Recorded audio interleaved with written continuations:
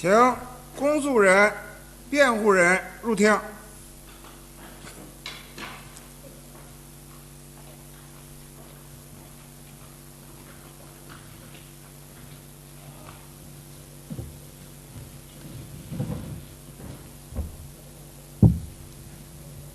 请审判长、审判员入庭。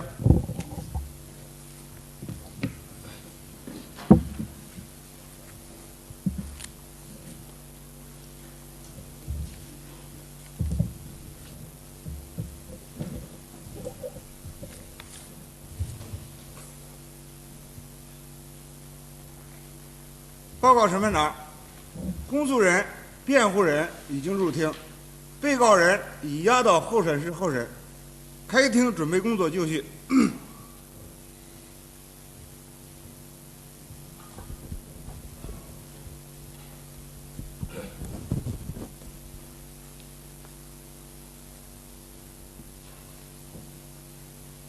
中国人民解放军北京军区军事法院现在开庭，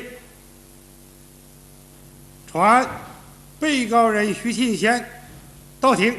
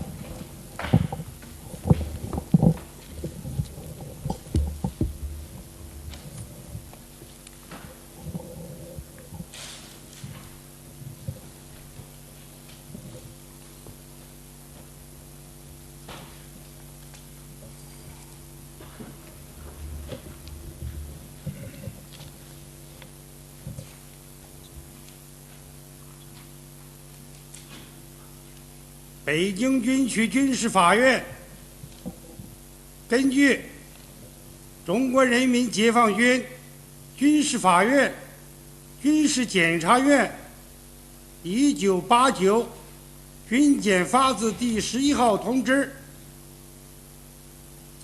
依照中华人民共和国刑事诉讼法第111条之规定，对北京军区军事检察院提起公诉的被告人徐庆贤违抗戒严命令一案进行不公开审理。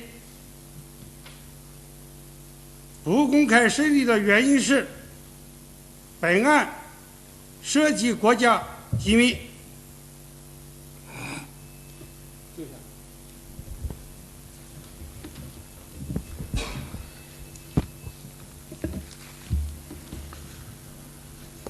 被告人徐庆贤，到，坐下。你还要我比对名字没有？没有。今年多大岁数？55。哪一年哪一月生？1935年8月。什么民族？汉族。原籍是哪的？原籍算辽宁沈阳吧，我生在山东。生在山东。辽宁省沈阳市人。现在家住在何处？北京八大处。具体的地点、楼号？邵家坡1号吧。邵家坡1号。20楼2单元。什么文化程度？大专。什么时间入伍的？ 1950年12月。入伍以后都历任个什么职务？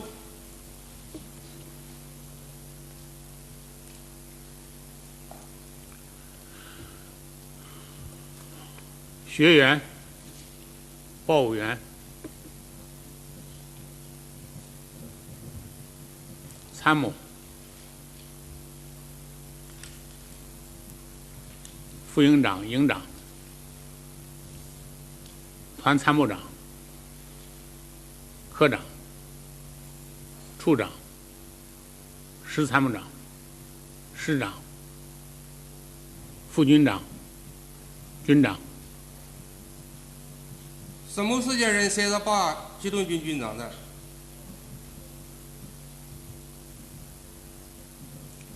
？1987年12月。什么时间被授予什么军衔？88年9月，授予少将军衔。何时被建设局处的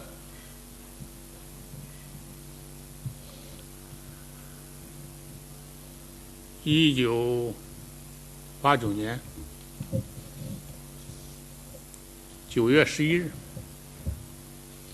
建设居住的地点在什么地方？北京卫戍区上委店仓库。就一个地方。以后转到军区后勤492仓库。何时因犯什么罪被依法逮捕的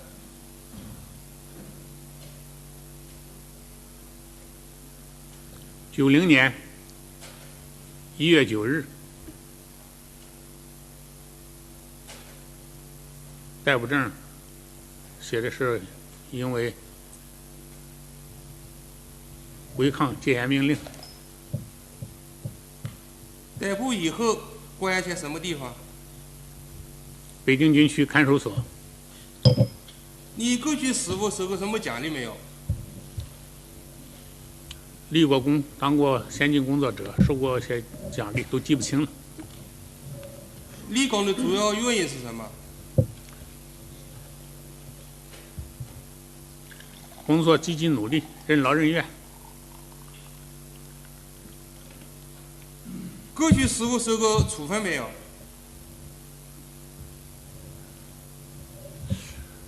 这个记不太清楚了，那个是当时以后也没有见，反正受过批评是肯定的，因为丢失过一次地图，这个不知道最后是给了处分了，还是就是批评一下就完事了，那不太清楚。过去是否受过刑事处分没有？没有。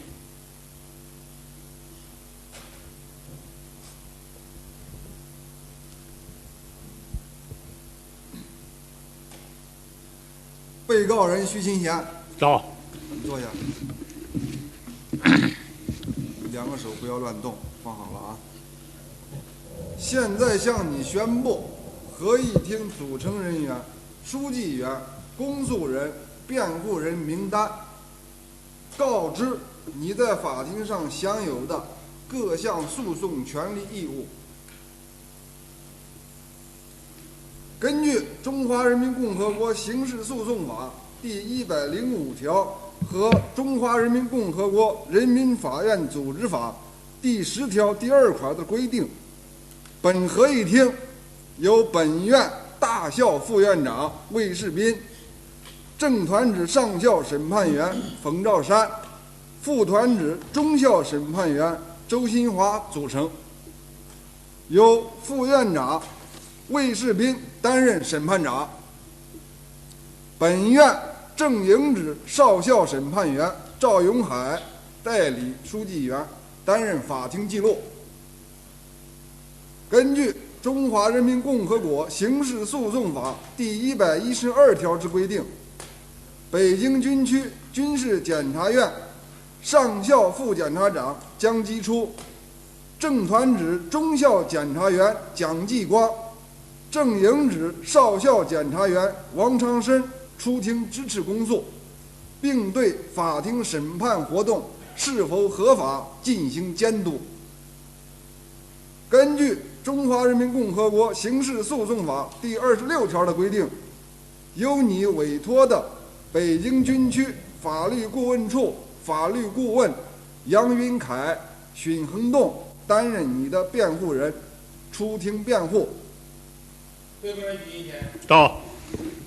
刚才向你宣布的合议庭的组成人员、书记员、公诉人、辩护人的名单，你听清了没有？听清了。坐下。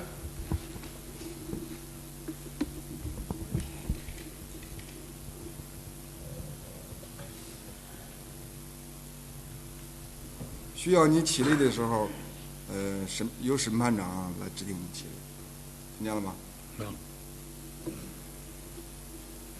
被告人徐庆霞，根据《中华人民共和国刑事诉讼法》第23条、第24条、第25条的规定，你在法庭上享有申请回避权。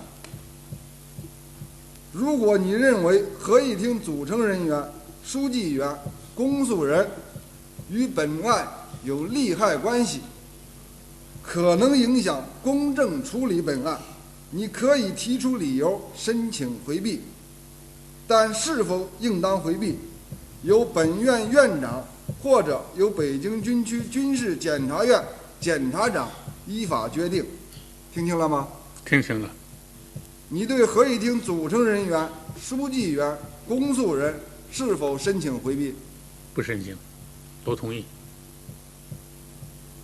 被告人徐新贤，根据《中华人民共和国刑事诉讼法》第26条的规定，你在法庭上享有辩护权利，除辩护人为你辩护以外，你自己可以行使辩护权进行陈述和辩护。听清了吗？听了。被告人徐新贤，根据《中华人民共和国刑事诉讼法》第118条的规定，你在法庭上还享有最后陈述的权利。在审判长宣布法庭辩论终结后，你可以做最后的发言。你对自己的犯罪有何认识，对法庭有何要求，都可以进行最后的陈述。听清了吗？听清了。被告人徐新贤，根据《中华人民共和国刑事诉讼法》第119条和《中华人民共和国人民法院法庭规则》的规定，你在法庭上应当遵守法庭秩序，听从法庭指挥，如实回答本庭审问。你听清了吗？听清了。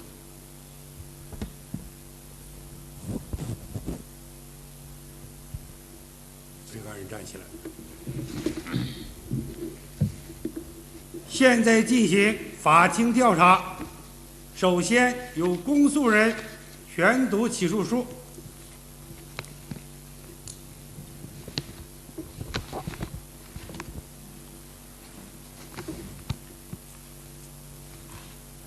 中国人民解放军北京军区军事检察院起诉书90经军检诉字第1号，被告人徐勤先，男，汉族，现年54岁，辽宁省沈阳市人，小商贩出身，学生成分，大专文化。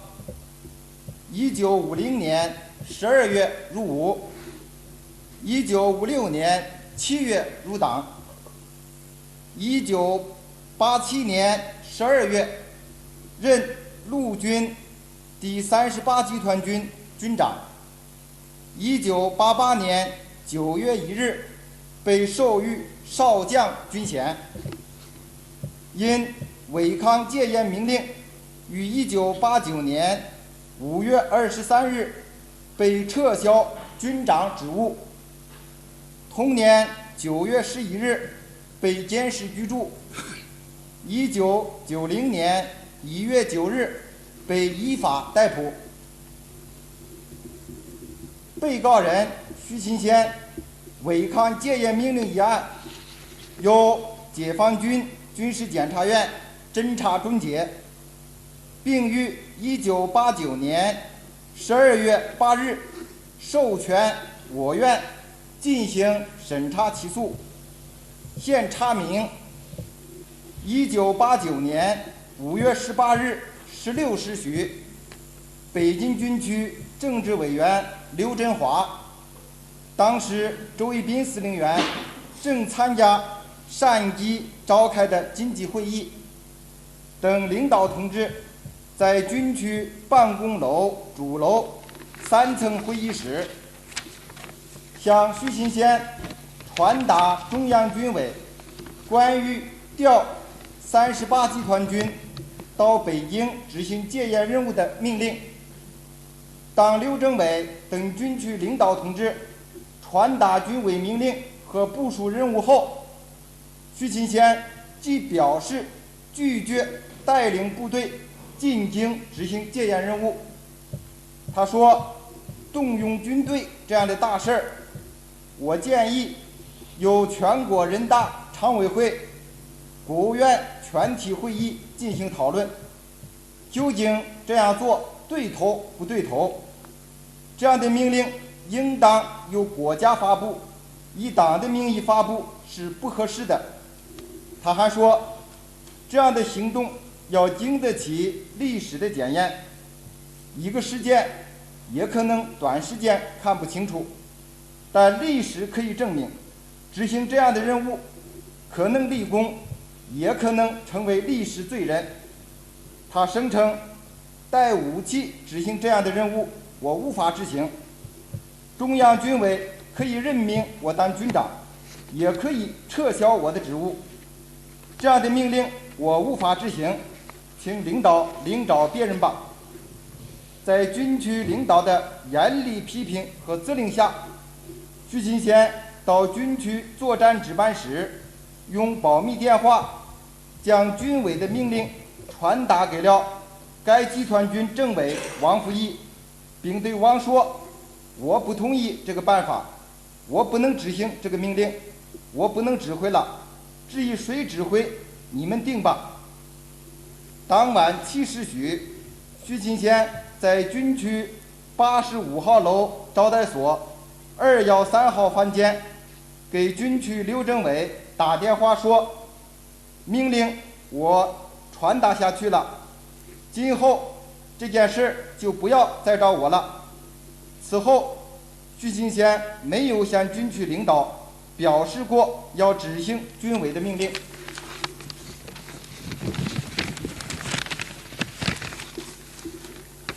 上述犯罪事实清楚，有书证和证人证言作证。徐勤先违抗军委戒严命令的行为，干扰了领导机关对戒严任务的部署，助长了动乱和暴乱分子的嚣张气焰，增大了部队进城执行戒严任务的困难，严重损害了我军的政治声誉，在国内外造成了恶劣的政治影响。被告人徐勤先身为集团军军长，在党和国家处于生死存亡的关键时刻，临阵抗命，严重地危害了党和国家的利益，性质恶劣，后果严重。根据《中华人民共和国刑法》第79条的规定，比照《中华人民共和国惩治军人违反职责罪暂行条例》第17条之规定，被告人徐勤先的行为已构成违抗戒严命令罪，依据《中华人民共和国刑事诉讼法》第100条之规定，特提起公诉，请依法惩处。此致北京军区军事法院副检察长蒋继初、检察院蒋继光、王长申1990年1月10日。被告人坐下。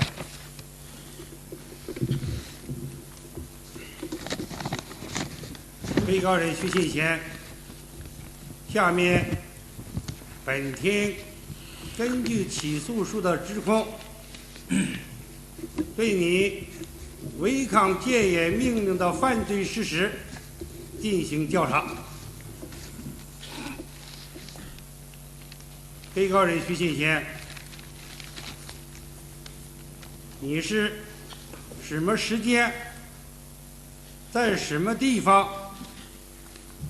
接到谁的通知，到北京军区机关受领任务的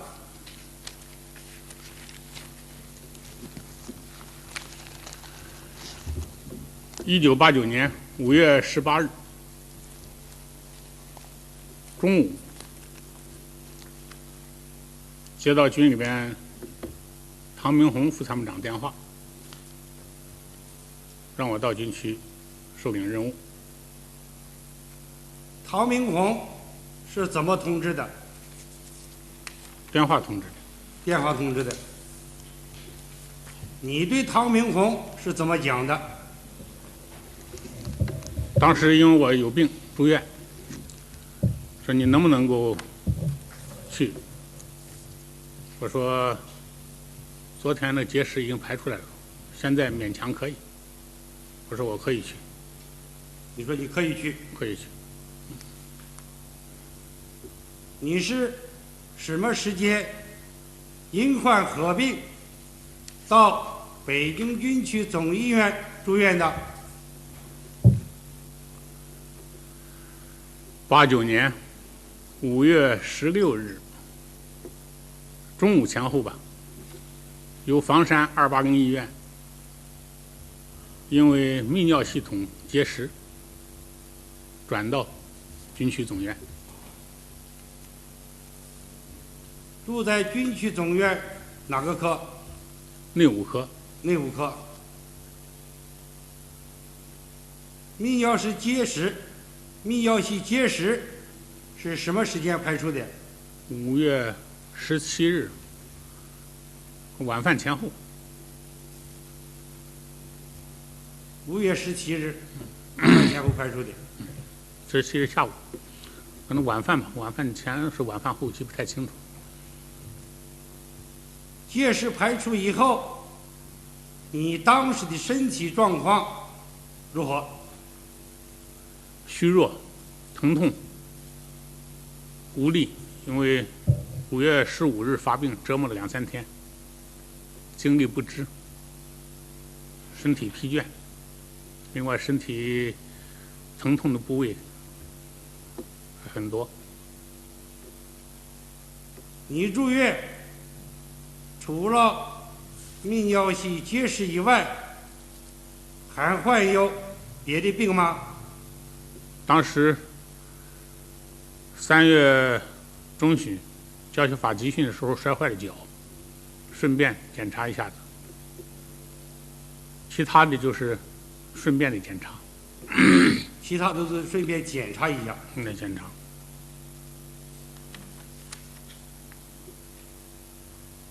下面宣读38集团军司令部副参谋长唐明宏证言揭露。5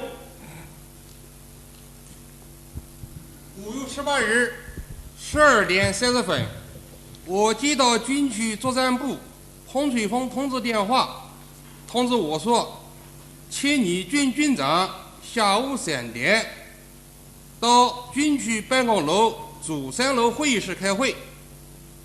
我问有什么事，他说有任务。他通知我马上派直升飞机到石家庄及227军前军长到军区开会。接到这个电话后，徐当时因尿道结石在军区总医院住院，不欠营房。我立即将情况报告了王政委和军在家的其他领导同志。我建议军长因病住院，是否请王政委去参加会议。王政委指示请示一下军区，我去行不行？我立即打电话向彭部长找了请示。彭请示军区首长后答复，政委去不行，必须军长去。我把军区的意见报告了王政委，就立即用电话通知了在军区总医院住院的许军长。许当时问有什么事儿，我说不知道，可能有任务。许又问非要我去吗？我说已经请示了军区，军区说要你去。许说那我就去吧。1989年7月28日，唐明宏。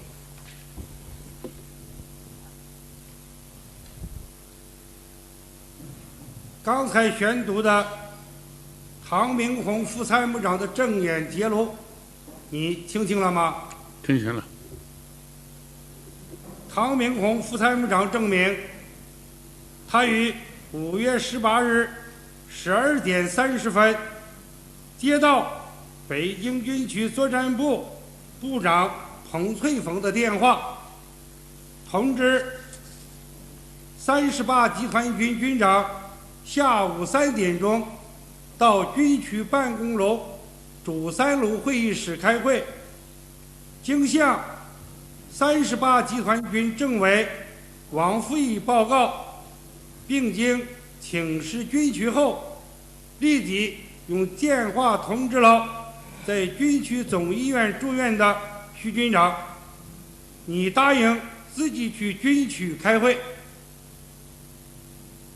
被告人许庆贤，你对唐明宏副参谋长的证言有什么意见？证言基本上符合事实，就是中间说到最后问我能不能去，我说了身体状况，我说我可以去，就是因为前一天结石已经排除了，因为当时的病情他也不那么十分太了解。如果是17日晚饭前那种情况，那是去不了的。我说了一下病情，我说可以去，这样就去。那个具体的时间呢，当时我都记不太清楚。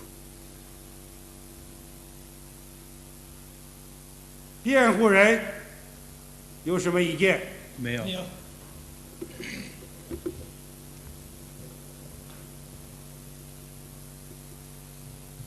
被告人许庆贤，你到北京军区机关受领任务是几点钟离开北京军区总医院的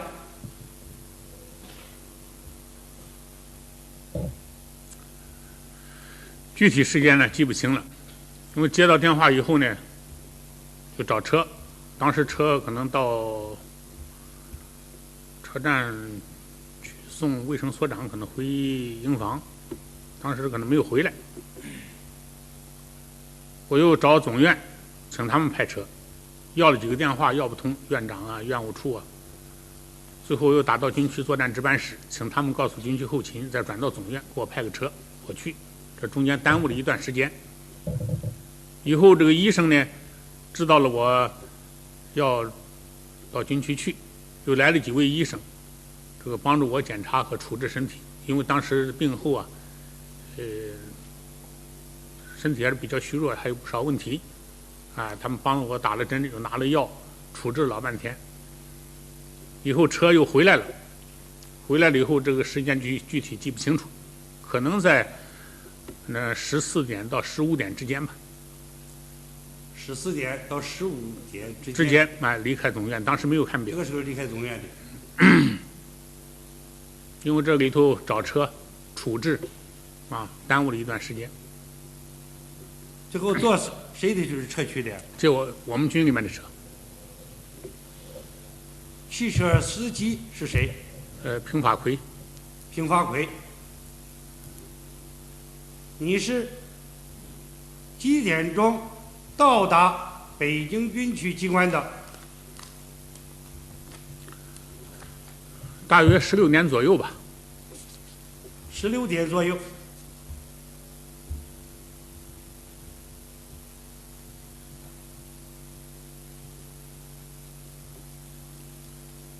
你在军区机关什么地方受领的任务？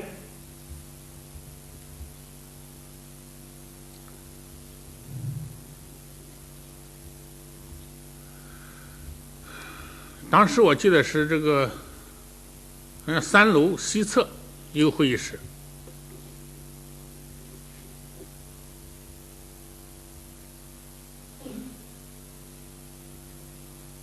你记得是主楼吗？主楼主楼3层西侧的会议室。西侧对，电梯是坐在那靠东侧那电梯上去，完了以后你往西走。这个会议室在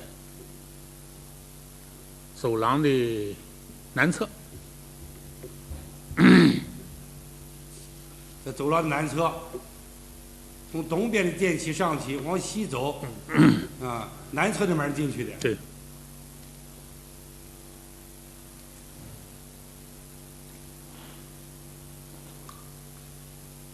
你在军区机关受领任务时，军区有哪些首长和工作人员参加？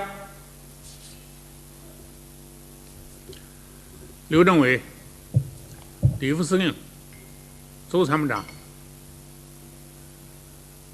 这个后勤的徐部长不知道是先去的还是会议中间去的，就记不太清楚。还有作战部的部长，其他的有的人就是面熟不大认识，叫不上名字来，反正还有几个人工作人员。